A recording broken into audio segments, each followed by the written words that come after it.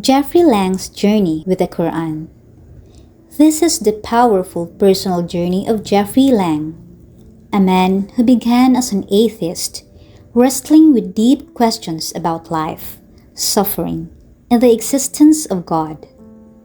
Growing up in a violent city during a time of racial unrest and war, Jeffrey's early years were scarred by abuse and chaos. His father's violent behavior left him questioning how a loving God could allow such suffering, especially when it fell on innocent children. Amid the darkness, one light remained: his mother. Her unwavering faith, her kindness, and quiet acts of devotion planted seeds of something deeper in Jeffrey's heart, even when he couldn't understand it. But the questions lingered. Why wasn't humanity created better? Why so much pain? Why does God, if He exists, remain silent? These questions haunted him into adulthood. But then, something shifted.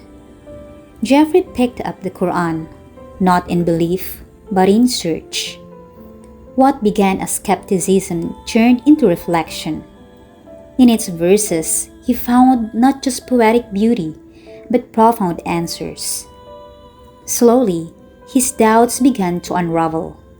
His perspective changed, and what started as a search for truth became a transformation of the heart.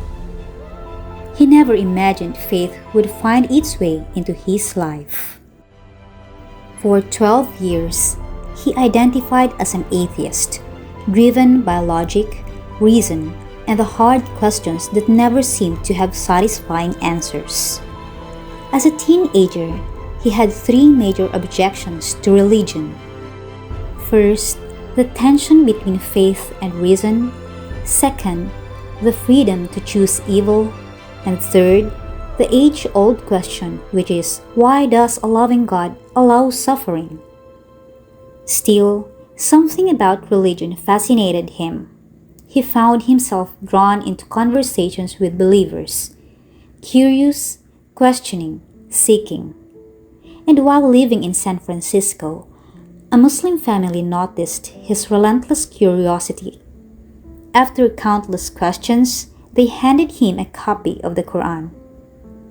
At first, it sat untouched, but one day, out of pure curiosity, he opened it, and what he found startled him.